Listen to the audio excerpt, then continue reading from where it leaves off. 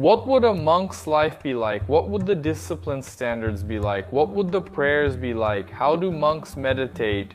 I decided to follow all the habits of a monk in a monastery and live 100.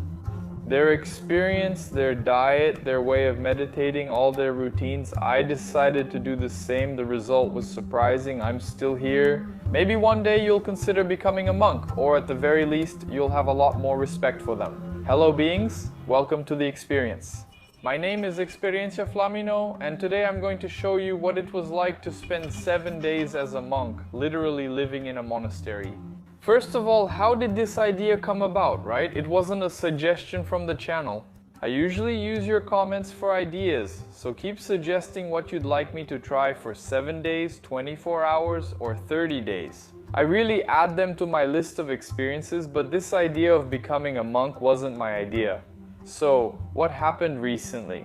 I made a video on the channel about spending 30 days as a Christian. It became somewhat controversial and even reached a monk who was the monk. Vinay got in touch with me through Instagram direct messages, and then he contacted me, made me the proposal, and I thought, wow, that's amazing. I said, great, when can I go? And it was in Rio Grande do Sul. But when the offers are really good, I don't mind traveling around Brazil to have a new experience. The monastery is there in Rio Grande do Sul, close to Porto Alegre. There, I think actually in Porto Alegre, and there are other monasteries in other states, even closer to me, even here in São Paulo. But the invitation was for there, so I went there. I also like getting to know other states. I had never been to Porto Alegre before. I thought it was an interesting opportunity, and I went to their monastery in Porto Alegre. As soon as I arrived at the place, he gave me the rules. There was a PDF with the rules that should be followed. For someone about to live as a monk, right? No one had done that there before. Oh, I want to go through an immersion of what it's like to live as a monk. No one had ever done that there. Usually the people who do that, they really want to live as a monk, not just go through the experience, right? They created a PDF for me with all the rules and requirements. It was already a shock because there was some really strange things, really outside our culture. Maybe a bit common for Indian culture, right? Because even though they're not from a Hindu religion, I'll explain this, their customs there and their religion are of Indian origin, right? They're Hare Krishnas, and I had never had such deep contact before. I had only heard about the religion. So, that was another positive point because now I know what the religion is like, and at the same time I get to see what the daily life of a monk is like. In fact, they're Vaishnavas, that's the religion. So I observed their morning routine, which starts very early, with a lot of time spent on ceremonies and a lot of time meditating. I was really shocked. At first I thought, wow, this is going to be complicated, it's going to be hard, especially because I told them in the first few days, look, I didn't like my first experience meditating the way you guys meditate. I'm always completely honest in every experience, with friends who invite me or people willing to help. I like this, I didn't like that, and I'm always going to say it. This channel is for that, to show my honesty and my point of view in a totally transparent way. One of them even said, yeah, I could tell. I think I looked pretty discouraged that first day since I woke up early and was doing things I didn't understand. A lot of ceremony in Sanskrit, I don't understand anything in Sanskrit, and obviously, right? Who understands anything in Sanskrit? It's really hard. But to sum it up, how did this morning routine work? I would wake up at 3:50 in the morning and do my things there. Tilika, or is it tilaka? I was close. What is tilaka? It's the symbol on their forehead. The body has different energy points, and in our culture we understand that everything that exists is God's property, including this body. So, to make the body sacred, we put the names of God in the form of mantras. Soothing these energy points helps protect the body, and at the same time, helping us remember that we have to use this machine to do sacred things in service of the Creator. So here you will see a small manual illustration, right, of the different mantras that you will put on the body. So each one of them is the name of God that has a different meaning. So, we make the tilaks, it's like with a clay, we make the symbol on the forehead, there's a symbol for each chakra. Here too, there are 1, 2, 3, here 2 on one arm, 2 on the other arm, 2 on the back, 1 on the head, and the 1 on the forehead. Their altar there is really beautiful, it's really beautiful indeed, and it's prepared every day. I'll even show you how the preparation is done there, with the clothes, the deities, and everything else. First of all, you bow to the altar. To the devotees who are already inside, it's always a bow, kneeling like this. There's a bow they do that's a step further, where you lie down completely, so it's like a higher level, a higher hierarchy of reverence. So, our first ceremony is for the deities there, then it's for Prabhupada, actually no, then it's for Tulasi.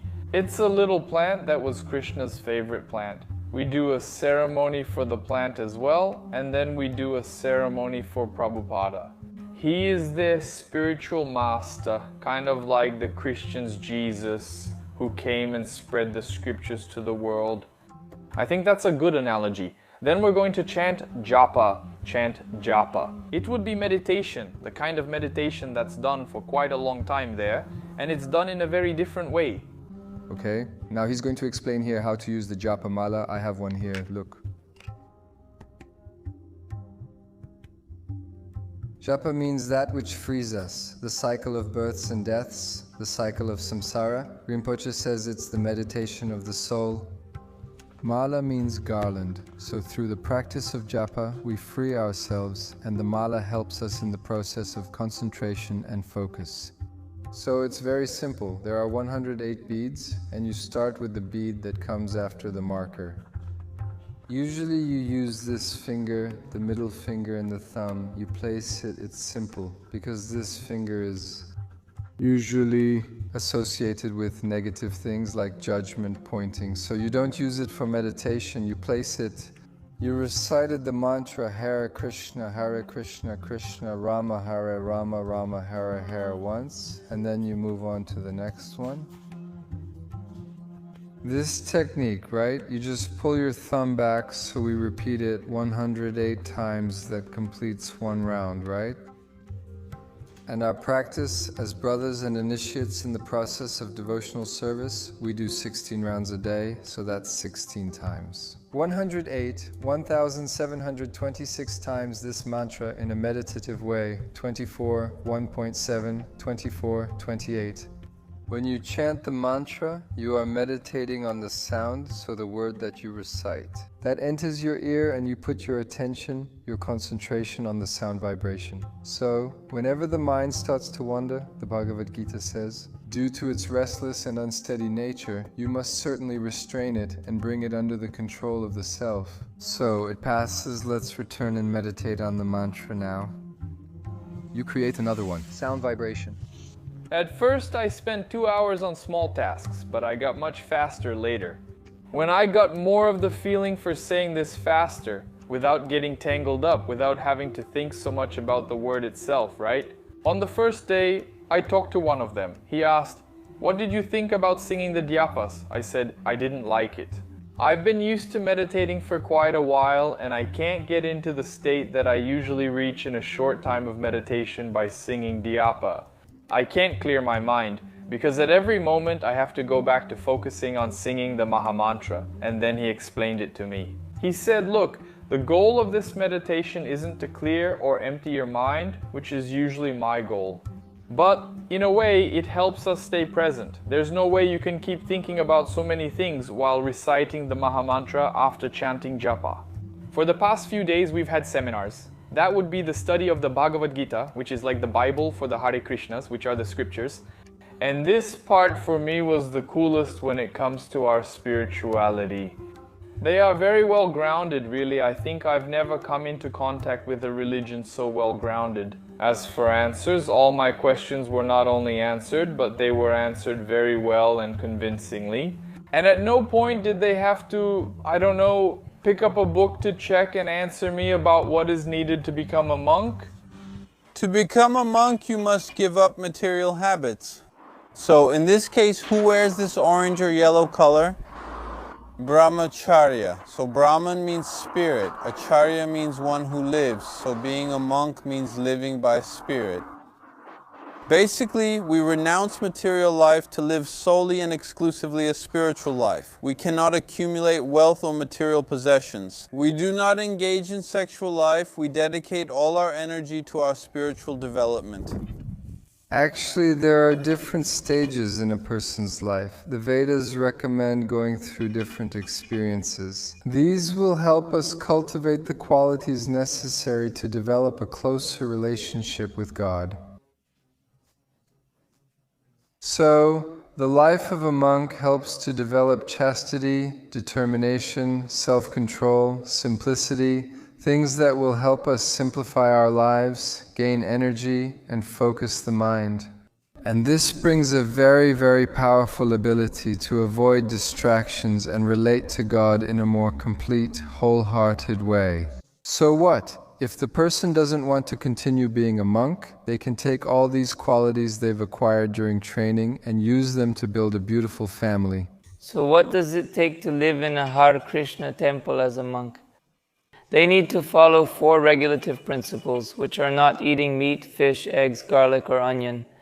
Not to intoxicate themselves, meaning not to use cigarettes, alcohol, marijuana, any kind of psychoactive drugs, entheogens, or other things that cause addiction, like caffeine. Not to have sex outside of marriage or masturbate, and not to gamble. These are the requirements, and it's also recommended to chant 16 rounds of Japamala daily.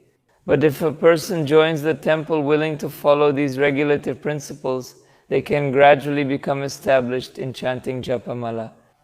So, in the beginning, they can chant a little less, a smaller number of rounds, and then gradually become established in chanting 16 rounds daily.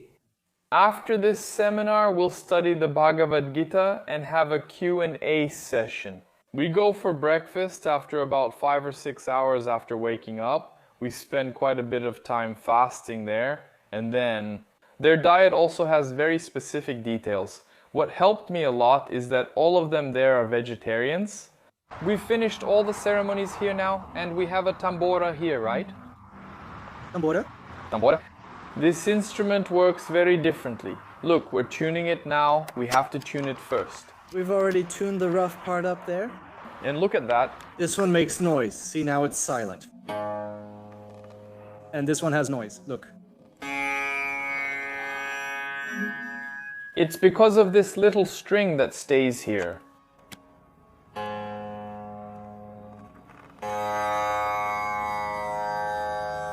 It's sweet, it's sweet, it's sweet, it's sweet. This big plate is sweet, huh? Look, rice, lentils here. Come on, what? Vada. Vada is list the names here. Because then this one is dal made of lentils, rice, vada, puree, samosa. And this is sabzi, sabzi made of eggplant and zucchini. With kale and watercress salad. It can be. They're not completely vegan because they use a lot of ghee, butter, ghee, and that keeps them from being fully vegan, but they don't use eggs either. Another detail that was really lucky, from my point of view, was going there at a time when there would be an event, which for them is a special date. So it's basically one of the most special dates of the year, like Christmas is for us, and I went right at that time. So both to help out, to get hands-on and welcome people there at the temple, and also to witness the celebration that would happen, right? It was very cool, beautiful, with great music and food. The previous day was very busy, and my roommate is going to shave his head, so... So we need to be fully involved, right? You're really serious about this, huh? For this, I came, man. They're going to shave my head. Let me show you how. He's about to cut with the razor. Then we keep cutting. We remove this part. Why? Because this way the blade is razor sharp and exposed. Ah. I see. What with long hair? You're going to find out the shape of your head. You had long hair too, right? They called him Dave Mustaine. I came all the way here, so if you were going to watch, I'd be ready. You've got a new look, huh? You're looking good. All right, looking cute, look. Thank you. Let me see your hair. How does it feel to have hair just there? Look, it's itching a little. It's itching a little. It wasn't this time that I shaved my head, but my roommate who was there with me, Prabhu Gustavo, decided to do it as well. I thought it was really cool of him because he was there for the same experience as me. He went there with me. It was really good to have him by my side, to be experiencing this together with someone. I'm really grateful for his presence. It was much more fun and much easier to have someone adapting along with me. So, it would have been very different if I had gone through this experience alone. He made the experience much lighter and much more pleasant for me. Why the little hair? So this little hair here, the shaved head, I'll explain about the shaved head first. In Western cultures, a shaved head symbolizes renunciation. So when you shave your head, you're communicating to yourself and to others that you're renouncing everything. In our case, in our movement, our philosophy, we are part of a personalist movement. What does that mean? We understand that completeness is the whole universe. God, He has a personality. Our purpose is to develop our love with Him, to develop a relationship with God. That's why we renounce everything except God. So, we leave this part of the hair here to refer to that. This is a very important principle of our culture, which is not to cultivate attachment to the body, but to take care of the body so that it can be useful in the service of God. We shave our heads and beards, keep our nails trimmed, maintain strict hygiene, and always wear clean clothes. The back part is called Sika. This means that we accept a spiritual master and that we renounce vanity and everything else, but we do not renounce our relationship with God. The city. Well, aside from the style, the refreshing feeling of being able to feel the wind on your bald head. Every day, someone has tasks to assign. They give tasks to some people here and to other people there. Everyone has their own tasks, but during these events, we get more work. So I did some gardening there. I spent a lot of time in the kitchen, helping them cut vegetables, make sweets. And now we're getting our hands dirty. Here, peeling yam. There's a big bucket of yam here to peel, like a lot. And tomorrow there's going to be an event, so we're going to peel a lot of vegetables. You got a haircut today, right? We kept cutting until it got dark. Spending some time cutting here. And now, part 2 sweet potatoes working.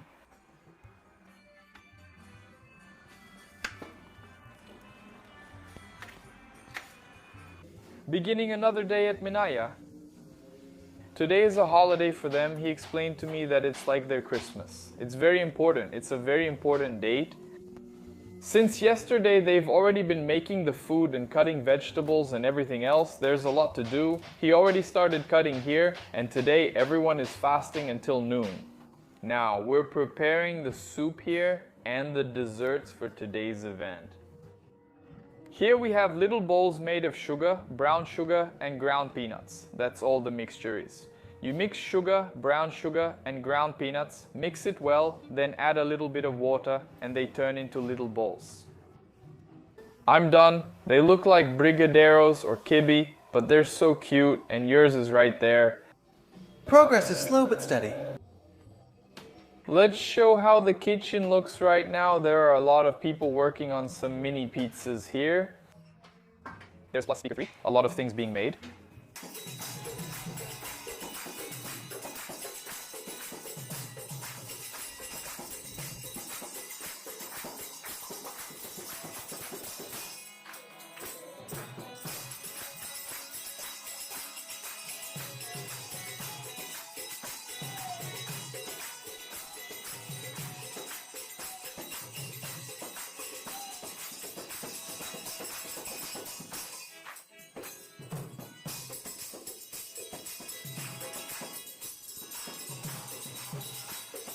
So, does the color of the clothes you wear make a difference? It matters. It's how we identify ourselves, right? So, the orange clothes, it's worn by brahmacharyas and sannyasis, which basically is a color that refers to renunciation. So, who wears this color? It can be understood that it's a renunciant monk, whether a student, which is a brahmachari, or a master, which is a sannyasi, but they are celibate and renunciant monks. Those who wear white are the heads of families, and those who wear a more yellow mustard tone are the vanaprasthas, who are people that have withdrawn from family life. Those who wear white clothes are either preparing to get married or are already married. So, it's a person who has the perspective of entering family life and, in this way, developing different tendencies that are necessary, right? If the Hare Krishna movement, if the world only had monks, it would be very difficult, because who would make this camera that we're using to record this video? No monk would want to manufacture this. But it's necessary for things to work. So in our culture, after a couple fulfills their family duties and raises their children, both can voluntarily dissolve the marriage gradually and enter a stricter, more spiritual life. So when a man, for example, makes this transition, he wears yellow clothes and later on saffron clothes. And the yellow clothes are also recommended for those who are in a training process before entering Brahmacharyashtra. Afterwards, we also went to hand out sweets on the street, so there was a lot of work, really getting our hands dirty. There's always something to be done there, right? It's an establishment that needs staff to function. About handing out sweets on the streets, it's not just about handing out sweets, right? It's like a way for them to pass on their religion. We go out to the street singing mantras with instruments and a microphone and everything like that. We went to a street market, it was really fun. And we bring sweets, we make sweets. And on the sweet there's a little piece of paper that says something like, oh, do you want to come to the temple? Do you want to learn about the philosophy? Do you want to meditate with us? Do you want to have dinner here at the temple? Actually, I thought that was really cool. They have this approach like, oh, come here to get to know us, come here to study if you want, have dinner here. Everything is free, so it draws a lot of people, right? Because everyone there, with all that energy, all that excitement, singing the Mahamantra with the instruments and everything, dancing, everyone really happy. We walk around a lot. And we also handed out books, there's book distribution, and they even have book distribution marathons. That's one way they profit, right? For them to make money and be able to support the temple, which is through selling books, so they sell the religion's books there, right? The Bhagavad Gita and some other smaller books during the book marathon period, even though I wasn't there for the book marathon, right? It's a more intense period. Their routine is spending all day on the street, constantly selling books. There's also a scoring system, right? It's a way for them to create some entertainment and motivation to sell a lot. The idea is really cool. I went out briefly with Manohara and Prabhu. Why Prabhu? Why Manohara? I also have to explain that. Each of them had some rather peculiar names, right? Why those names and what does Prabhu mean? Prabhu, there, it means sir. I believe it's Sanskrit for sir, so Prabhu. Sometimes we just call everyone Prabhu. And those names of theirs are their spiritual names, right? The names they receive when they go through initiation. It was a shame that I didn't get there during that book marathon period, right? Because it would have been intense, right? Manohara contacted me and said, wow, they'll think we're lazy, right? We spent less than 15 hours handing out books. I said, no, they won't think you're lazy. Don't worry.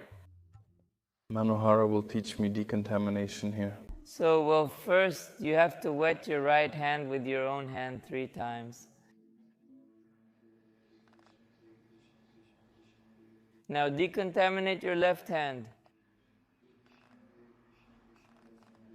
And with your left hand you will hold the spoon and start decontaminating your mouth. Then you will sip.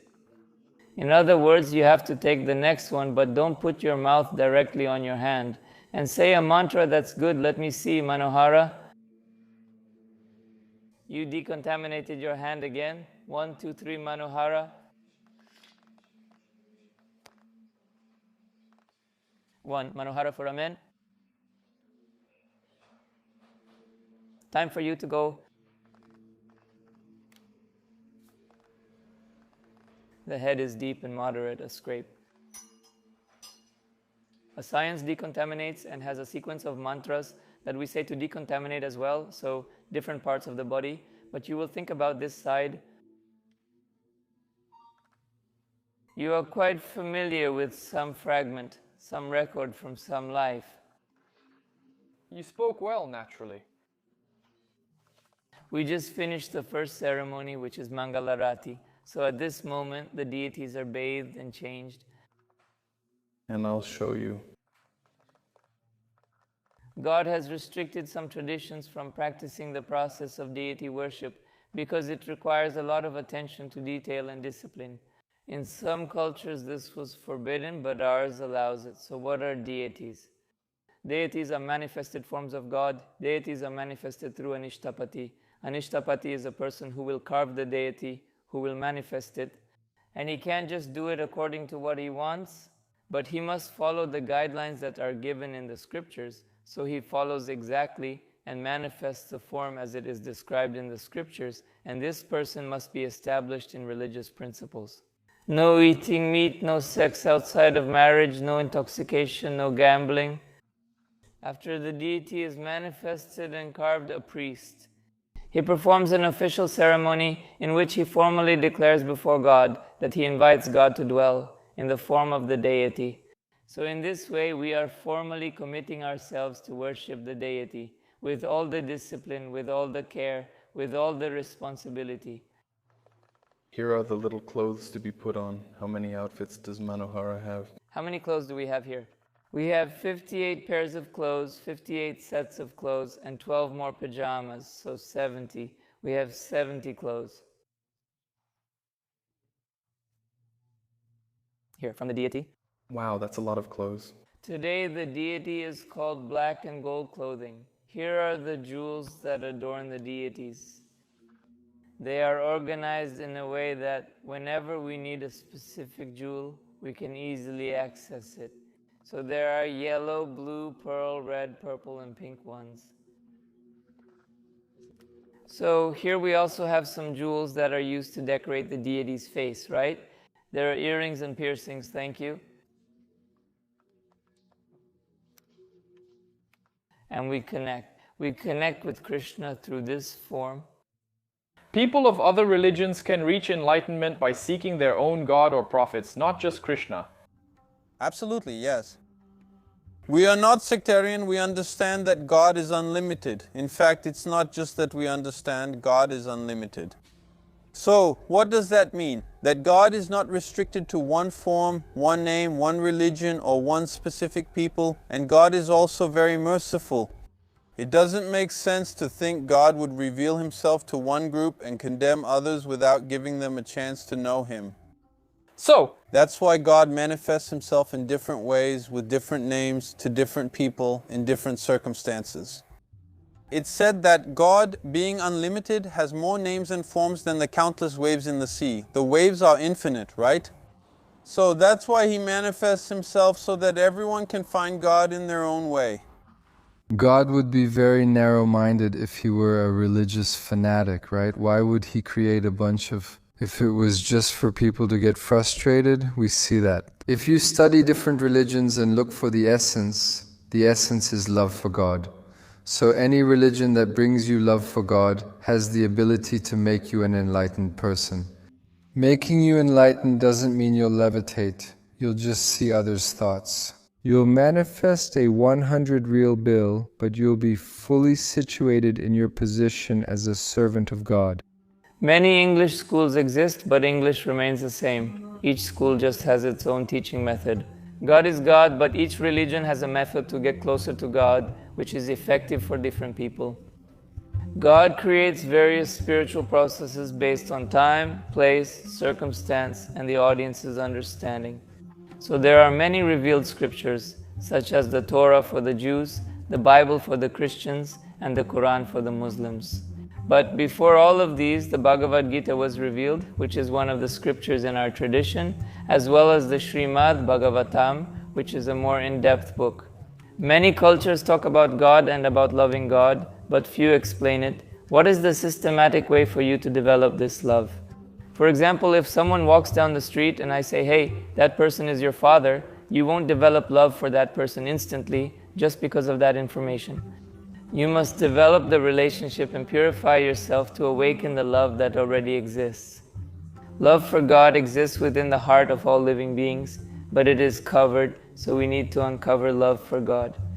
I especially enjoyed listening to the pastimes. The pastimes are basically little stories about events related to religion, related to Krishna, stories from which you can learn something. They're like Jesus' parables, but about real situations instead of fictional ones. I also ended up learning a lot about the life of Prabhupada, which is impressive.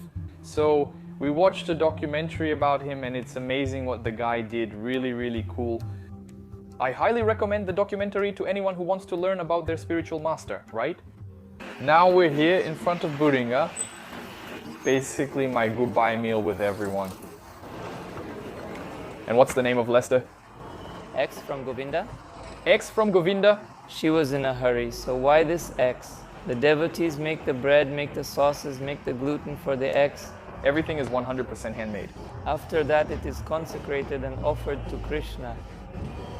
We can eat here. It's cool and the snack looks great. From what I was seeing yesterday, wow, overall I believe it was the most enriching experience I've had on my channel in terms of spirituality and inspiration. I really left there changed and got to know a new religion, right? In fact, they really enjoyed sharing this experience with me too. Because of that, they opened up the possibility for more people who want to have this experience. They left the temple open to welcome new people to have this experience as well. For how long are you willing to be a monk? Do you believe in reincarnation or heaven and hell? We believe in heaven, hell, and reincarnation. What do you mean? So, when people talk about heaven and hell, it's most likely about the line of reasoning of eternal condemnation or salvation, right? We understand that material life is a cycle, so it's a cycle of births and deaths, and this cycle repeats itself. Until we learn something that we came to this world to learn, making a parallel, since we talked about other religions, in the Bible there's the concept of original sin, right? What is original sin? I know that's Jesus. You know, I have no idea. So, the original sin was when the serpent came to Adam, Satan came to Adam and spoke to him. If he ate the fruit from the tree of knowledge, he would become like God.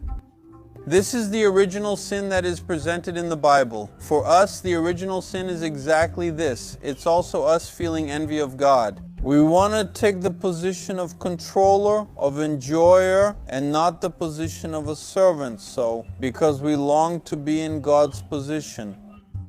We fall into this illusion, and as long as we don't get out of this illusion, we keep repeating this cycle of births and deaths, taking us to heavenly or hellish realms. But even so, we don't free ourselves from this cycle of births and deaths. This cycle is only broken when we realize, what is our constitutional position before God?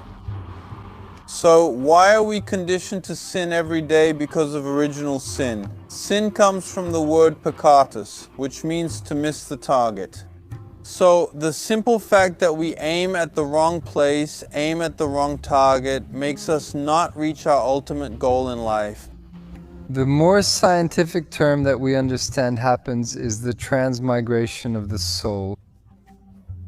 Even reincarnation has different views. But the Vedas explain that actually you have already changed bodies in this life, so it's not something that unusual. Modern science explains that every 7 years, all the cells in the body are replaced, renewed. In other words, your body now and your body from 7 years ago are not the same, but you are still the same individual. This means that the soul has changed bodies even within the same one, right? When you were a little baby, now I don't know how old you are watching this video, but it's different. But we understand that in the same way, when this body, this machine, this vehicle is no longer useful, the soul accepts another vehicle according to its desires and karma. The merit of this is that our concept of heaven and hell is that God does not condemn anyone forever, because He is infinitely merciful, and eternal condemnation wouldn't make sense. And this ends up confusing many people regarding the sense of freedom, for example. So, what would freedom be? Either you accept me or I will inflict suffering on you. So what kind of freedom is that really? Suffering? It results naturally from being separated from God. We are made by God to establish a relationship of love with Him. But love is not something imposed. Love is something voluntary. We can't force anyone to love us.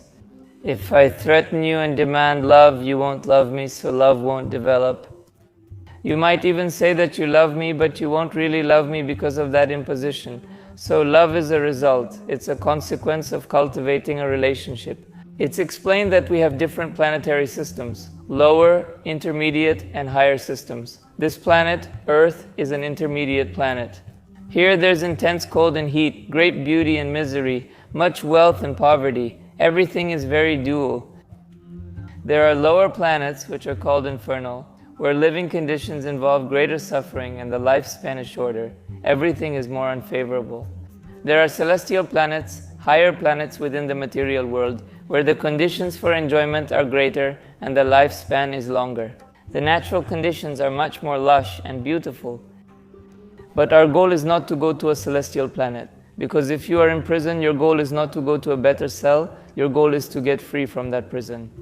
So we are trapped in matter because of our attachments. The more attached we are to matter, the more trapped we become by it. In our culture, we shift our attachment away from material things. To feel attached to God, to feel pure love for God, that is our goal, to develop pure love for God. Well, if you enjoyed this experience, leave a like. This video is very well intentioned and I am extremely grateful to be able to go through this experience. To have had the opportunity and the honor of being invited to be the first to do this. And comment below which other religion you would like me to experience for 30 days, for 7 days, something I could really immerse myself in. So, see you in the next video. A little ASMR sound, yeah, let's go to Bueno. What are the noses positives? Thanks. Just kidding. The main positive is that it was completed. The end.